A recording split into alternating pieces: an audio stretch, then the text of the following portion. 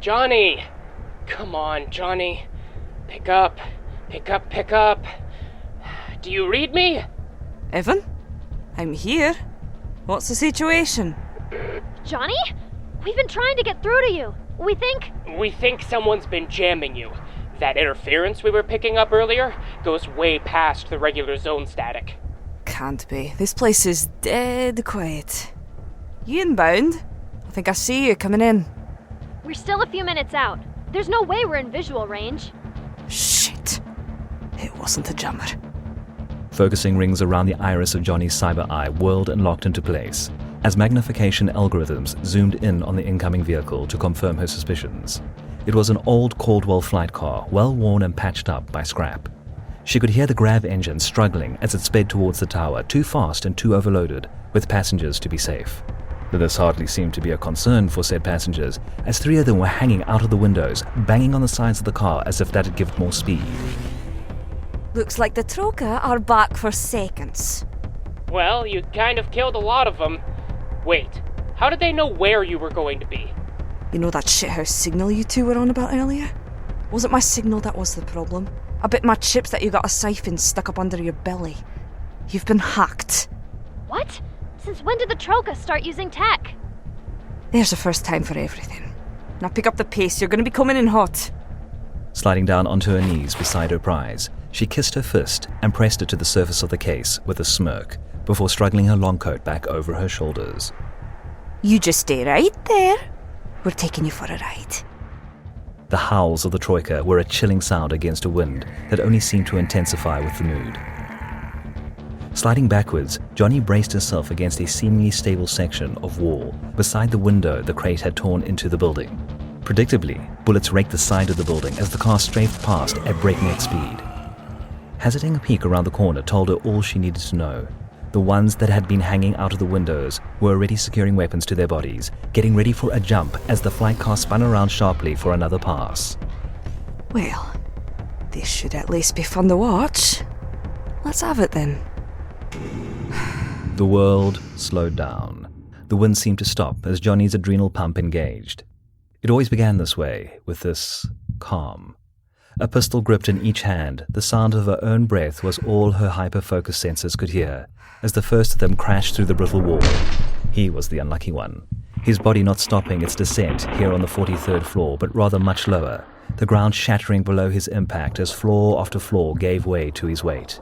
She was already moving by the time the second one landed on sturdier ground. His hands fumbled for his assault rifle too late as Jonny sprung up from her spot against the wall, bullets already in the air and hurtling towards the scrambling Troika as the next invader crashed down beside him, knife in hand. This one had better instincts than his comrade, wasting little time before charging in to bridge the distance between himself and the merc, her cyber arm colliding defensively with the inside of his first wide slash, all while bullets slammed through the body of his clumsy friend. With a sudden jarring rush, the world caught up again with her. What had seemed like slow motion accelerated to a manic pitch as she agilely sprung backwards in the face of her adversary's furious onslaught. She was sure she'd broken his arm with her first deflection, but he was clearly too strung out on thrill drugs to feel it. So, do you want the good news or the bad news? Ella, I'm a little busy right now. I get that, I do. But we've got more company. Another car full of them just dropped in on our tail. Just get here now and be ready. What do you even mean, be ready? All right, Evan, hold it together. You're only driving a floating car into a firefight. You know, everyday stuff. Everyday, badass merc stuff. So basically, we're going to die. Great. That's great! You're talking to yourself again. I know I'm talking to myself! Ella wrinkled her face in annoyance before a flash of an idea seemed to ignite behind her hazel eyes. Without the slightest hesitation or consideration in regards to the predicament they were in, she half dove into the back seat of the car, roughly bumping into her partner as she hastily rummaged through their duffel bag. Hey! Do you know what's not easy? Keeping this thing in the air as we're getting shot at, driving max speed. Fuck! Ella, come on! I'd like to see you drive this thing. Just hold on a second. I've got an idea. Just 1 second. All right, got it. Oh, is that what I think it is? Tell me that is what I think it is. Yep, it's a deployable leash. One shot from this bad boy and we'll have control of that heap. Full control. You can cut its engine. I've got a way better idea. Jonny's gonna be so impressed. Do you think she'll give us a bigger cut? Do you think she would? I mean, we do deserve it. Whatever, open the doors. One step ahead of you. With a grin, Ella grabbed onto the exit handle as the car door raised and tucked up over the top of the vehicle's roof. Wedging her foot under the seat, she took a deep breath before hanging herself out the door. Buffeted by a gust of wind, she nearly lost her grip on the handle of the leash gun as she bit her lip in nervous frustration before ducking back into the car for a moment as a hail of suppressing fire rained down on the car. So, I'm nervous. You can do this. Just, wait for a break in their fire or something. But take your time. They're only trying to knock us out of the sky. I'm sure we have all day. You don't even know how to do encouragement, do you? Steeling her nerves, she popped out the door again, channeling the annoyance bestowed upon her by her co-pilot.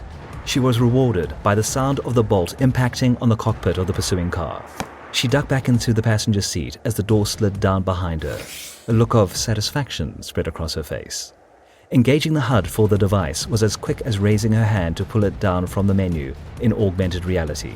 Readouts and images brought to her courtesy of the sensors in the hacked vehicle hovered in the air of her digital perception like ghostly holograms. She noted the Troika were having a hard time locking onto their car as Evan slipped in and out of their sight with his erratic driving. She wasn't sure if it was skill or panic as she stole a quick look over to her stressed-out friend before resolving that it was time to do her part in ending this chase. Reaching up, she pulled the command screen to rest directly in front of her. Assuming control, now! If the Troika were screaming, she couldn't hear them, as she flipped the car upside down and opened the doors, instantly shaking two of them free to plummet down to the empty streets below. The beat-up car, to her surprise, wasn't handling the stunt well. Engine failure alerts filled her field of vision before the car shut down, following its dislodged passengers to the ground, with the rest of its crew strapped in. Ace! I thought you said you weren't going to cut their engines, like you had some cool plan in mind. It wasn't my fault, or at least it wasn't intentional. The engines just cut out on their own. What a piece of junk! If anyone asks, we totally killed all those guys on purpose. Jonny, we lost our tail and have you in visual range. Looks like the car that was circling your tower is getting out of here. What's the plan? Slamming down hard on her back after absorbing a knee to the gut that knocked the air from her lungs, Jonny rolled onto her stomach so that she might crawl to her knees. She was instead given another kick to her midsection, this blow lifting her off the ground to land dangerously close to the hole in the floor that the first aggressor had plunged through. That's music to my ears. Taking a beating here. About done with it too. Give me a second to clean up and I'll be right with you. She didn't know where her pistols had scattered to in the hectic melee that had broken out. If the near supernatural strength of her opponent hadn't given it away, then the bluish-green blood that had been gushing from around the knife she'd buried into his thigh more than betrayed him as being a synth. That made him the second one she'd had to fight today, both of them in the Troika. Without a doubt, this meant they'd been doing some recruiting. Get up! The brute had a fistful of her hair now as he began to lift her up from the ground. She could taste the blood running down from her nose, and she couldn't help but smile as he hauled her up. She needed that moment, needed it to collect herself, to catch her breath from the pummeling she'd endured. With renewed determination, Jonny struck out, driving the knife in his thigh deeper, this time into bone. With a cry, the synth released hold of her, grabbing his wounded leg by instinct as Jonny freed a small pistol from her sleeve, tucked it under his chin before pulling the trigger.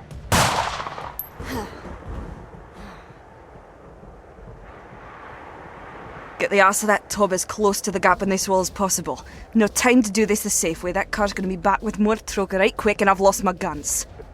What about you? How are you getting out? I'm coming with it. If Evan had anything to say about the idea, and she assumed he did, then he said it without comms on. Jonny appreciated that, as the idea of surfing a case 43 stories above the ground was making her more than a little anxious. She'd use action to keep her mind from what she was about to do, as moments later the car was floating outside, and she was tying the rope she'd already secured to the case around its hitch. Determination propelled her, as she took up some of the rope slack in her cybernetic hand, and planted her feet as firmly as possible on top of the case. Crouching down low, she shook her head nervously before adjusting her grip on the rope. With a nod and a wave, she felt the case lurch forward as the car began to pull away, forcing her to slide across the ground faster than she might have liked. Eyes wide with gut-clenching fear, she rode the case to the edge and slammed them shut as she went over it. She's dead, isn't she? We killed her. It's hard to see. Let me just adjust. Okay. She's not dead. I think she's laughing. She's crazy. She's a crazy woman. We work for a lunatic. Hey, Jonny. Just checking in. Having fun down there? What an absolute rush. You got to try this out. I don't know if I'd recommend it without a good cyberarm though. That drop was a fucker and a half. Woo!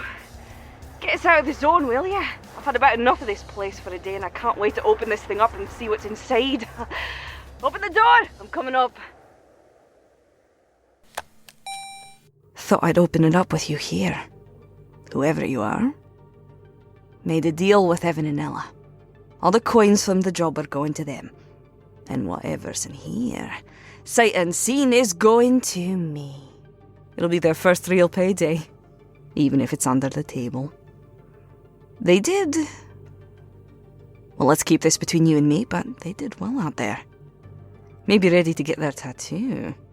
I'll have to talk to Nick after we collect, see if the Albatross will sponsor them. Alright, enough stalling. Let's see what you're holding on to. Oh my god. They're beautiful. Sorry, I forget that you can't see what I'm seeing. This case was meant for someone big. 2 25th anniversary edition Capric and Moray pistols. They pack 8 shots apiece. Mag propulsion gives them a big bang for each pop. There's enough clips in this case to keep me in business for a while. If I keep them. Bet someone would pay a pretty price for them. Set me a pretty for a year or two. Listen to that, will you? I'd gnaw my own arm off in boredom if I had to lay low that long.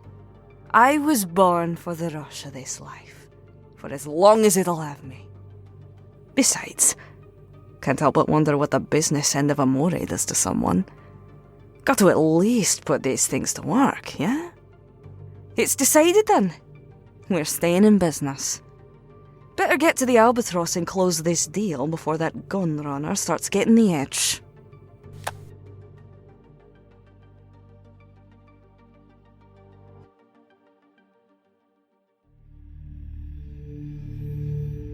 Cybernautica Breakwall is produced by Red Fathom Entertainment. This episode featured the voice talents of Abigail Turner as Jonny, Travis Storey as Evan, Madeline Dorrah as Ella, Amy Newark as Olivia. Additional voices by Damian Szydlo. Narration by Dan Boud, and script editing courtesy of Jupiter Sanders. Cybernautica is written, designed, and edited by Damian Szydlo. Our show is 100% fan-supported, no sponsors or ads, so if you like what you've heard here, please consider stopping by cybernauticapod.com to find out how you can back the show, as well as the cool stuff that you can get for getting behind us. A special thank you to Girl in Space's Sarah Ray Werner and her Podcast Now Masterclass for helping light the fire that turned into this story.